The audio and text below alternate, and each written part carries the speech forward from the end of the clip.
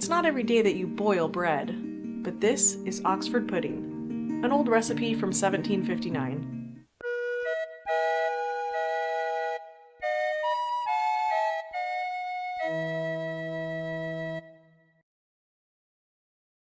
Our journey cooking through the Cornucopia has introduced us to some delightful, forgotten dishes from the past. We learned of this book from our friend Greg, who is the nephew and grandson of the authors. And when he offered to come over and show us his favorite dish, Oxford pudding, how could we say no? Hi. Come in, we're like still cleaning. Welcome. Hi. Without his friendship and enthusiasm, we would have never known about the Cornucopia. His history with these recipes goes back over his whole life. As a child, you'd probably be pretty happy to eat it. When they were testing that recipe when I was probably your age, when my aunt and grandmother were making it, they would take it to different venues and show off recipes. We tasted this. I remember tasting that one. And Yankee pudding, right? Yeah, what'd you do? Do you like it? Or No, it was way too much molasses. Now my dad, who grew up in Missouri and loves like blackstrap molasses on everything, he loved it. That's what cooking is supposed to be, right? It's supposed to bring people together. It's supposed to be, you know, passing on wisdom. building that love for others. Yep. And boy, do I love this food. Okay, so at the hints and equivalent section, they state the first recipe we tried was Thomas Gray's Oxford pudding on page 196. What we're trying today. Okay. Then they said we served it on an old-fashioned dish, sat down to taste it, ate it all up, and made it again. Ate it all up again, but this time we shared it with friends, and we made it again, etc., etc. So I can't tell you how many times I've made this. I love this dish. This is near and dear to my heart. One of my fondest memories of going over to my aunts and my grandmothers, hearing them say, "Here, Gregory, come taste this." And almost every time it's, "Do you have any Oxford pudding?" Oh, you wanted that one. Always. So this is quite the good stuff. The recipe is one of the easiest ones. It's from 1759. Take grated bread, shred suet. So shred suet is, back in the 1700s, was like lard or beef tallow or fat. That's what they used for a lot of their baking process. Traditional butter is, according to the equivalence, is half of what they normally state. So that's interesting.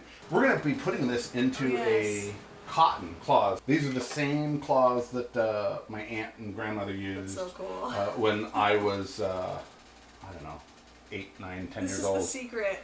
Yeah, so you can use cheesecloth. I've used cheesecloth before. The problem with cheesecloth is it tends to get stuck into the outside skin, and when you peel it off, you do lose a layer of the outside skin. The precious it city. still tastes good.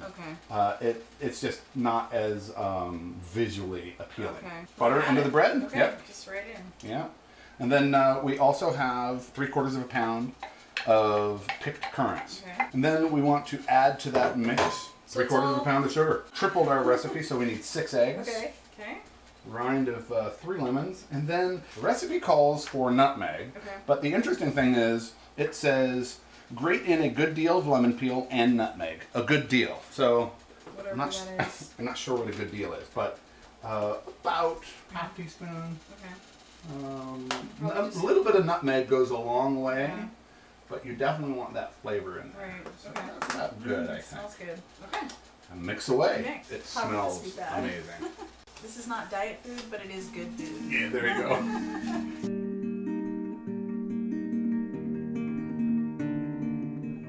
There's no greasing anything. That goes right into the cloth, Right right? into the Yeah, cloth. yeah. Alright. Maybe a touch more. Yeah, that'll be good. Okay, perfect. So, all right, now get down as low as you can to the ball. And you want to tie that sucker on pretty tight. Perfect. Is that good, you think? Alright. Next There's one. one. Here, let me chop this guy.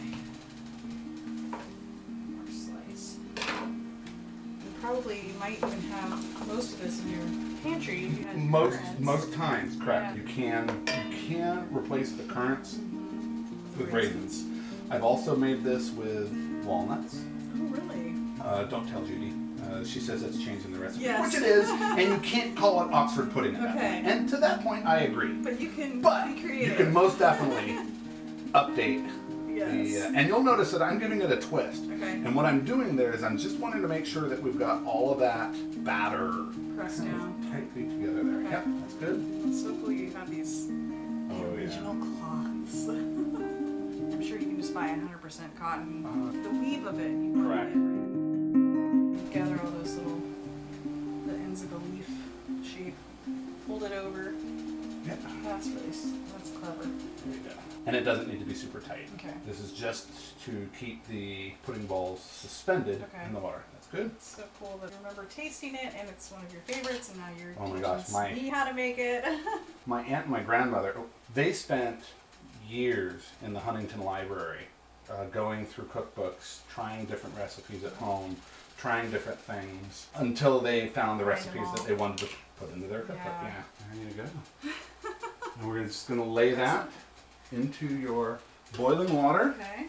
Perfect. Right down. We just want to make sure that they're not touching the bottom. And that one is definitely not touching the bottom. This is so cool. Okay, so now they are completely suspended. Okay. And we wait about half an hour. Go ahead and give that a lift. You can feel how they're very much pulling down still. Okay. You'll notice that in about a half an hour, it's going to be much lighter. You know that they're done when they are floating. And they float. That's really nice.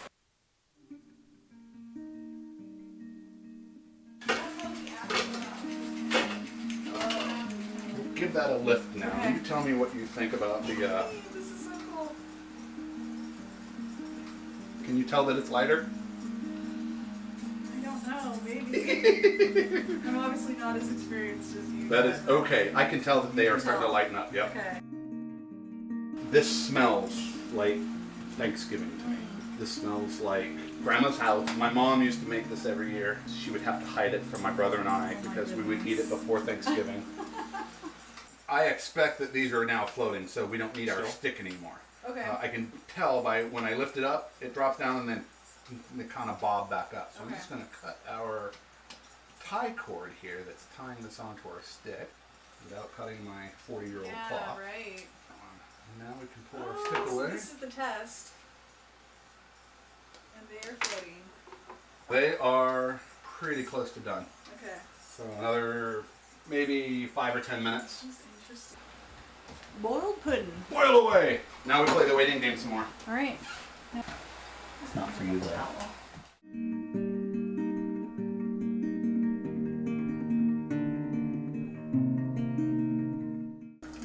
We were talking earlier about, I don't think it's very common that people make this kind of thing. Not unless you're at my house. Unless you're ready.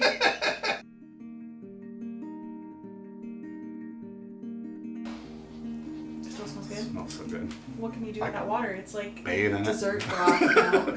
No, I think Dessert I've never soup. actually tasted the water. That's curious. I thought you were going to say I never actually bathed in it. But that too. Just move this one over here. So if you feel those, you can feel that they're firm. Okay. So we do need it to cool down so that way we can take it apart without it falling apart. Okay. And then you put it onto a plate, cover it, and stick it in a cold box. Okay. These actually boiled for more close to an hour as opposed to half an hour. After we've let it cool for a little bit, that it's probably the texture of like a soft orange. There's firmness to it though, which we did not have earlier. We'll open up our... Now you've had the entire process from start to finish. All we have left to do at this point is Eat it.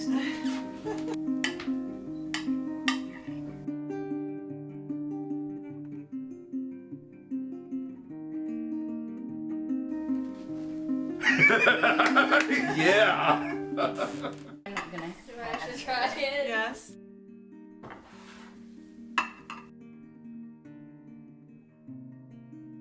I guess. This is called Oxford pudding. It is made from a recipe from 1759 by a man named Thomas Gray, I believe. And this is essentially, there's 4 ingredients. Breadcrumbs, butter, which is a replacement for shred suet, currants, which is kind of like a raisin, and sugar. Lots of it, and they're equal parts. Okay, let's taste. That's so good. It's such a fresh, like a bright, fruity flavor. Fruity, yeah. Oh, you're having a second bite. Third, actually. A third bite. That's very good. You can see why my aunt and my grandmother made it, ate it, made it, ate it, again. made it, ate it, shared it. That's so yummy. And it's a boiled pudding. I love it. Want some more? I could definitely eat more. Leftovers. That's what makes it? cooking out of a book like this difficult, is Right. because so many of the recipes don't give you that exact amount. Yeah. It's almost like they kind of expect you to know what you're doing in the kitchen. Right. Do you remember the pictures that I had sent you guys? That's 40 years ago.